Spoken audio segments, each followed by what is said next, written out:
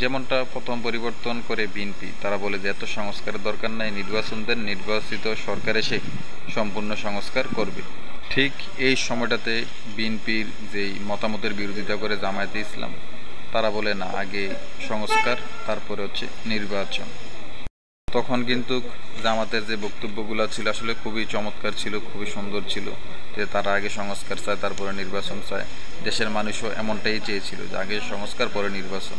কিন্তু হঠাৎ আজকে এসে জামাত কেন সুর বদলাইলো, এই বিষয়টা নিয়ে আলোচনা করব। ইউটার্ন লওয়ার কারণ আছে। কারণ হয়েছে, আপনার যদি 2 দিনের নিউজগুলো যদি দেখেন তাহলে বুঝতে পারবেন।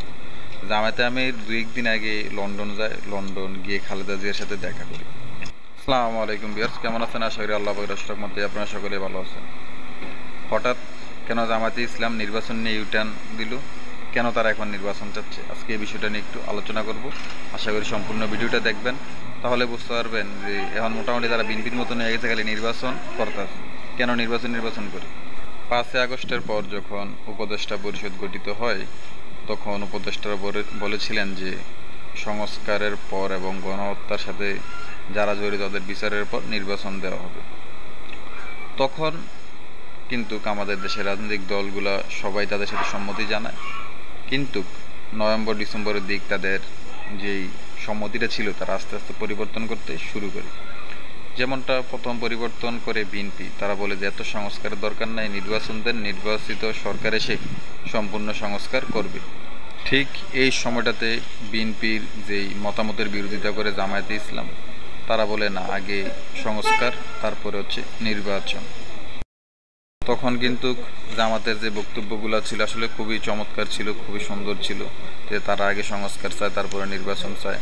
দেশের মানুষও এমনটাই চেয়েছিল যে আগে সংস্কার, পরে নির্বাচন। আপনারা দেখেছেন 16 বছরে আওয়ামী লীগ যেই নির্যাতন জুলুম করছে এবং কি প্রশাসনগুলা যেভাবে তাদের মতন করে গড়ে তুলছিল, এগুলোই মূলত সংস্কার ছিল। আরও অনেক কিছু ছিল তার মধ্যে, সবগুলোই জামাতের সম্মতি ছিল সংস্কারের পক্ষে।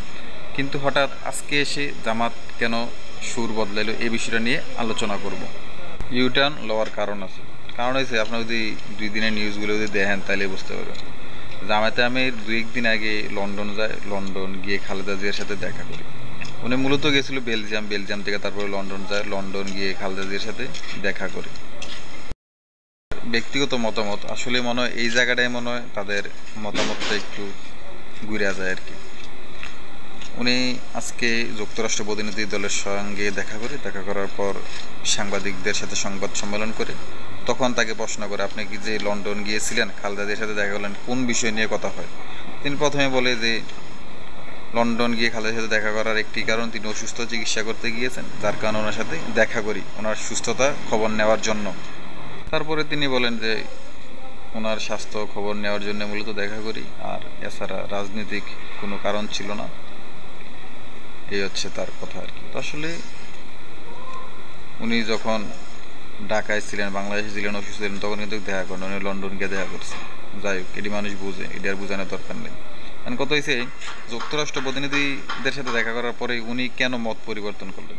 উনি বললেন যে মত পরিবর্তন করার কারণ একটাই, উনি এতদিন বদলাইছেন, আজকে 8-9 মাস হয়ে গেছে, হঠাৎ করে লন্ডন থেকে আবার পরে ওনার মতটা বদলাই গেল।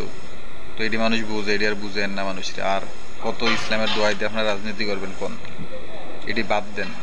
আপনারা পুরান করে আবার ফিরে যেতেন চাইতেছেন আর কি, পুরান করে আবার জামানোর লেগে চাইতেছেন, এটি মানুষ বুঝে। আপনারা যদি শেষ ম্যাচ আবার বিনবির লোক মিলবেন, এটি মানুষ বুঝে। আপনারা একা নির্বাচন করার সামর্থ্য নাই। আপনারা আগেই চাইছেন সংস্কারে, এমন চান যে আগামী রমজানের আগে নির্বাচন, তো এটি বাদ দেন। ডাইরেক্ট করে দেন, আমরা বিএনপির লোকে মিললে নির্বাচন করতাম চাই, আমরা সংস্কার চাই না, আমরা এখন ক্ষমতা চাই। সব ভালো থাকবেন, আপনার মতামত প্রকাশ করবেন কমেন্ট বক্সে। আসলেই তারা এখন কোনটা চায়, কার লোকে মিলতে চায়? আসসালামু আলাইকুম।